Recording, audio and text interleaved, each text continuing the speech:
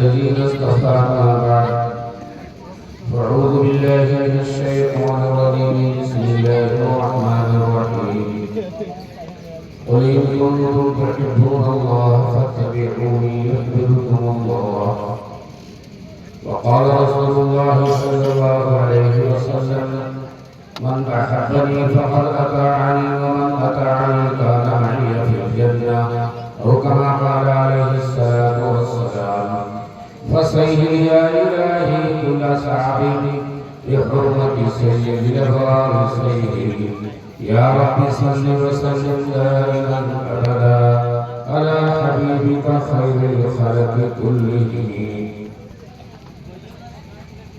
تکبیر میں کلمے میں نمازوں میں اذاں میں ہے نام الہی سے گرا نام محمد آدم یہ کہتے تھے مجھے خلد بری میں لکھا ہوا توبہ پر ملا نام محمد اس نام کی لذت دل وسعت سے پوچھو جان آ گئی تن میں ملیا نام محمد لائق سب احترام معزز علماء کرام بزرگوں اور دوستوں عزیز بھائیوں جیسا کہ ہمیں اور آپ سبھی کو معلوم ہے یہ نعتیہ مشاعرہ بجم حسان کے نام سے منعقد کیا گیا ہے دوستوں عزیزوں ہم اور آپ سبھی لوگ یہ جانتے ہیں کہ دنیا میں اللہ تعالیٰ کے بعد یا اللہ تعالیٰ کے نزدیک جو سب سے محبوب ترین ہستی ہے وہ جناب محمد رسول اللہ صلی اللہ علیہ وسلم کی ہستی ہے دوستو عزیزوں جہاں تک آپ کی سیرت کا معنی ہے اور سیرت کا بیان ہے تو دوستو عزیزوں ایک صحابی نے امی جان عائشہ رضی اللہ تعالیٰ عنہ سے یہ سوال کر لیا کہ امی جان آپ چہیتی بیوی ہیں سفر حضرت کے ساتھی ہیں خلوت اور جلوت کو اچھی طرح آپ جانتی ہیں آپ آقا کی سیرت کو آپ بیان کیجئے حضرت عائشہ رضی اللہ تعالیٰ عنہ نے فرمایا کیا تم قرآن کی تلاوت نہیں کرتے ہو تو صحابی نے عرض کیا کہ اتنی جان ہم تو قرآن کی تلاوت کرتے ہیں اور آپ سے آقا کی سیرت کو معلوم کرنا چاہتے ہیں تو حضرت عائشہ رضی اللہ تعالیٰ عنہ نے کوئی لمبی چوڑی تقریر نہیں دی مختصر طور پر بہت جامع جواب دیا اور فرمایا کان خلقہ القرآن پورا قرآن نبی کی سیرت ہے پورا قرآن نبی کی سیرت ہے اور ظاہر بات ہے دوستو عزیزوں جب پورا قرآن نبی کی سیرت ہے اور قرآن کو اللہ تعالیٰ نے 23 سال میں نازل کیا تو امیر شریعت سید اللہ شاہ بخاری علیہ رحمہ فرماتے ہیں کہ جب پورا قرآن نبی کی سیرت ہے اور پورا قرآن 23 سال میں نازل ہوا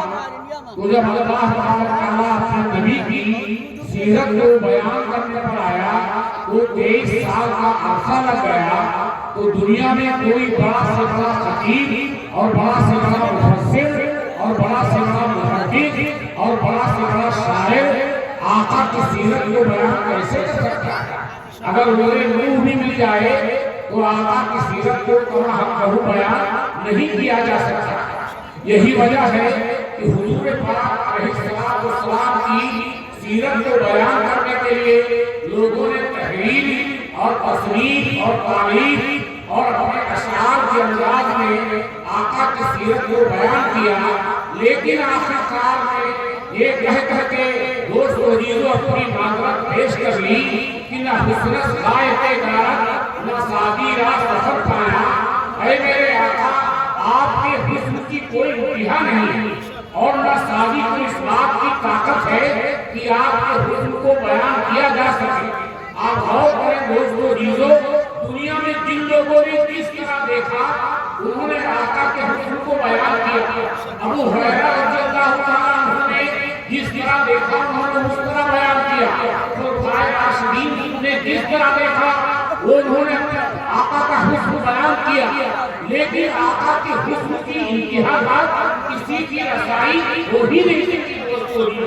اس لیے کہ حضور پاک صلی اللہ علیہ وسلم جب عشاء کی نماز کے بعد اپنے حضور اقدس میں آتے تھے تو عائشہ رضی اللہ تعالیٰ عنہا دیکھ کر کہتی تھی لنا شمس ولی آفاق شمس، ہمارا ایک سورج ہے اور آسمان کا ایک سورج ہے، اور ہمارا سورج جو ہے وہ آسمان کے سورج سے بہتر ہے، اس لیے کہ آسمان کا جو سورج ہے وہ فجر کے بعد شروع ہوتا ہے اور میرا سورج عشاء سے شروع ہوتا ہے۔ آپ غور کیجئے دوستو کہ دنیا کے سورج کو اگر آپ جون اور جولائی کے مہینے میں دیکھیں گے تو آنکھیں اندھے ہو جائیں گی، اور اگر آقا کے چہرے کو دیکھیں گے تو نورانیت آ جائے گی۔ آپ غور کیجئے وہ جنگ احد کا موقع دیکھیے کہ جنگ احد کے موقع پر جو شروعات کا مہینہ چل رہا ہے، صحابہ نے اپنی محبت کا جو مظاہرہ آقا کے ساتھ احد کے میدان میں کیا، اس کی نظیر دنیا میں نہیں ملی۔ ایک صحابی ہے جن کو 17 زخم آئے ہوئے ہیں اور زمین پر پڑے ہوئے ہیں اور قریب المرگ ہے اور پانی کی طرح خون بہہ رہا ہے، ایک مشکیزہ میں لے جانے والا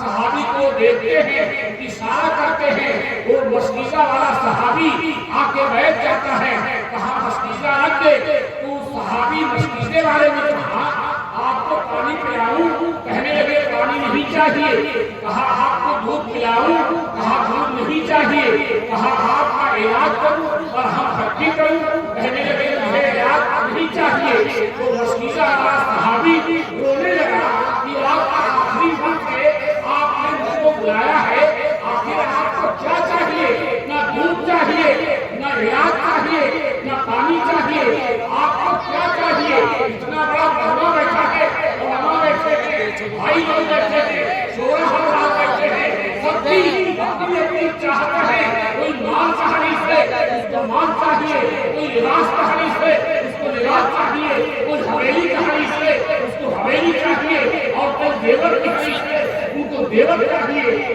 لیکن اللہ مصطفیٰ کو کیا چاہیے؟ کہنے لگے نہ پانی چاہیے، نہ دودھ چاہیے، نہ علاج چاہیے، آخری وقت ہے نبی کا دیدار چاہیے،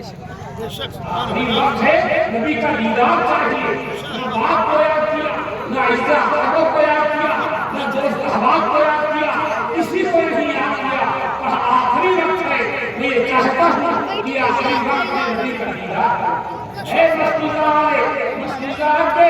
اس کو کندھے پہ لاکھ کر لے چل، اللہ اکبر۔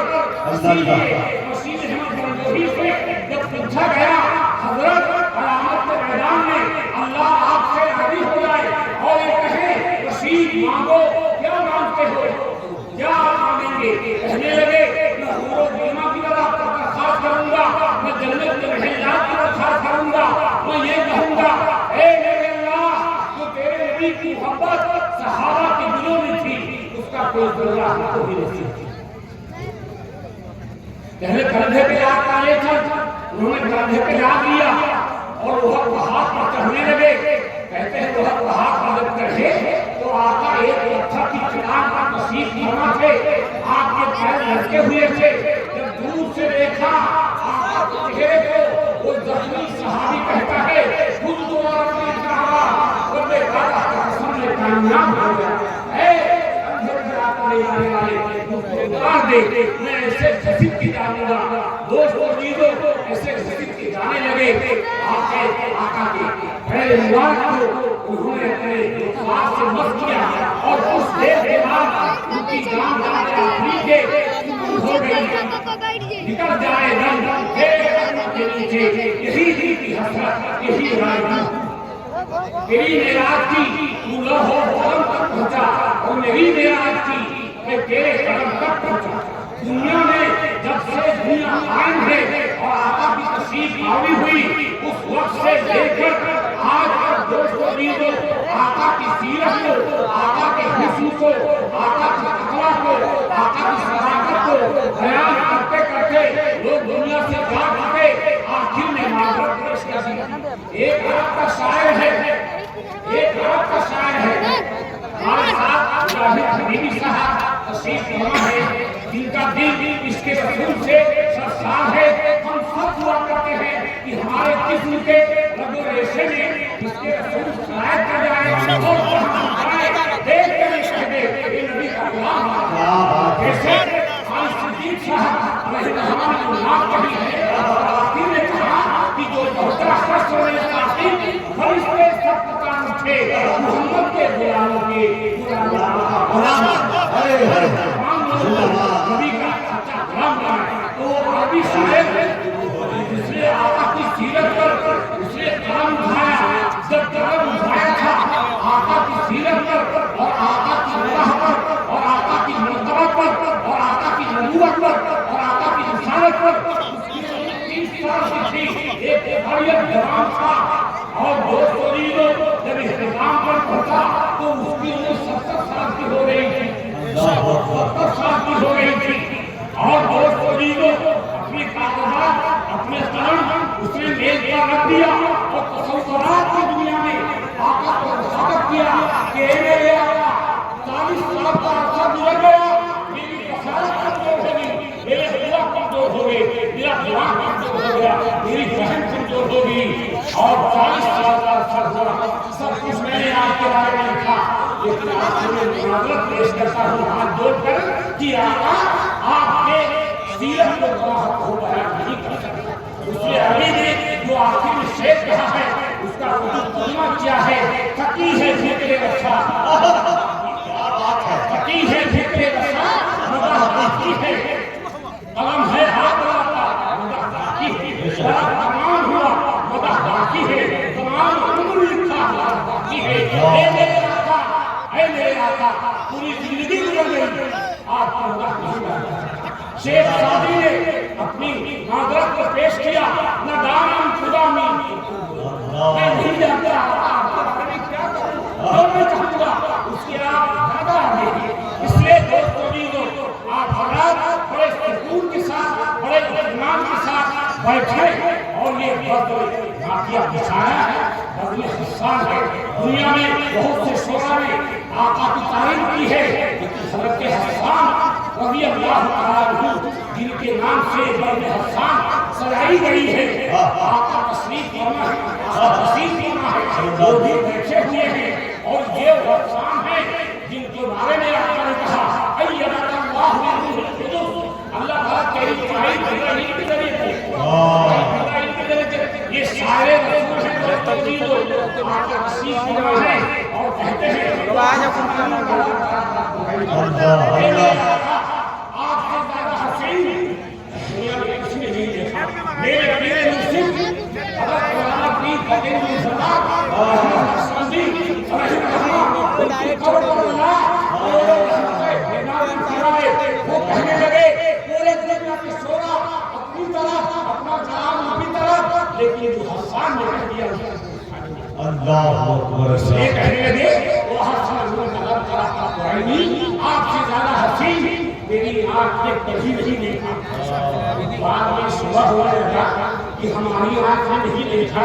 دنیا میں کوئی ماں ایسی پیدا ہوئی ہو جو اس سے زیادہ حسین بچہ جنے تو کہنے لگے آج ہمارا مین کیا اس سے زیادہ خوبصورت کسی ماں نے بچہ نہیں جنا۔ اس شعر کو امیر شریعت سید اللہ شاہ بخاری جو یہ کہتے ہیں میں دنیا میں نہ بیوی کو جانتا نہ عزت کو جانتا نہ اپنا آپ سگا بیٹا عطاء المرید کو جانتا، میں محمد کی سنا کرتا ہوں۔ وہ یہ کہنے لگے